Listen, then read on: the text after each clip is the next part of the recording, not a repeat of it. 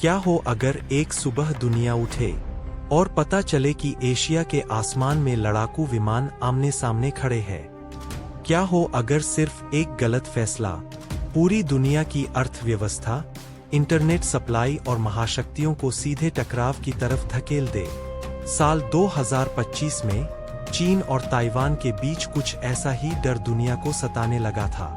यह सिर्फ दो देशों के बीच तनाव की कहानी नहीं थी, यह उस संघर्ष की कहानी थी जिसमें बंद कमरों में फैसले हो रहे थे, सेना को आखिरी समय पर चेतावनियां मिल रही थीं और दुनिया की सबसे ताकतवर सरकारें एक ऐसे सवाल से जूझ रही थीं, अगर युद्ध शुरू हो गया तो उसे रोकेगा कौन?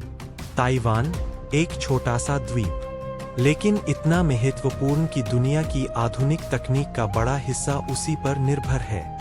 आपके फोन से लेकर मिसाइल सिस्टम तक जिन चिप्स पर दुनिया चलती है, उनमें से सबसे उन्नत चिप्स यही बनती है।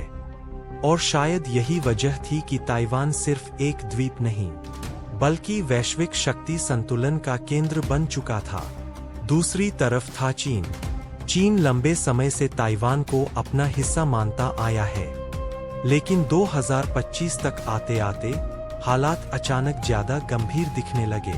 ताइवान के आसपास चीनी सैन्य अभ्यास तेज होने लगे, युद्धपोत समुद्र में दिखाई देने लगे, लड़ाकू विमान बार बार संवेदनशील हवाई क्षेत्रों के पास उड़ान भरने लगे।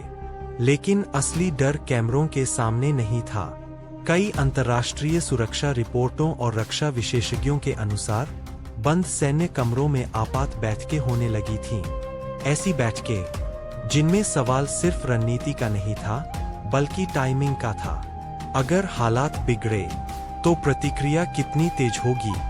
कुछ रिपोर्टों में यह भी दावा किया गया कि सैन्य स्तर पर लास्ट मिनट वार्निंग सिस्टम सक्रिय किए जा रहे थे। उपग्रह निगरानी बढ़ाई गई, समुद्री गतिविधियों पर पहले से ज्यादा नजर रखी जाने लगी, क्योंकि डर सिर्फ युद्ध का नहीं था, डर गलत अनुमान का था।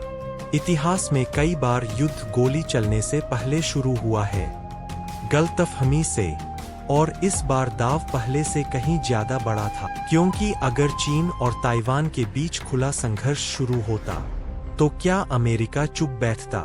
अमेरिका लंबे समय से ताइवान को रक्षा समर्थन देता आया है।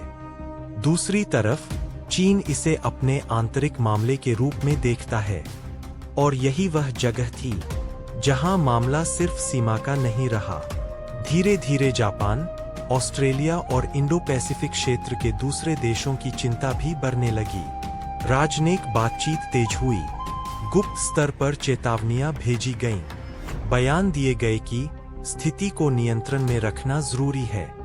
लेकिन सवाल अब भी हवा में था, क्या ये सिर्फ ताकत दिखाने का खेल था, या दुनिया सच में एक ऐसे संघर्ष के करीब पहुंच रही थी जो वैश्विक व्यापार, इंटरनेट टेक्नोलॉजी और सैन्य गठबंधनों को हमेशा के लिए बदल सकता था? सबसे डरावनी बात यह थी कि शायद किसी को पूरी तस्वीर दिख ही नहीं रही थी, क्योंकि असली तनाव समुद्र में दिख रहे जहाजों में नहीं, बल्कि उन बंद कमरों में छिपा था, जहां फैसले चुपचाप लिए जा रहे थे। और शायद आज भी दुनिया उसी सवाल का जवाब ढूंढ रही है, क्या ताइवान सिर्फ एक द्वीप है, या वह जगह जहां से भविष्य का सबसे बड़ा वैश्विक टकराव शुरू हो सकता है?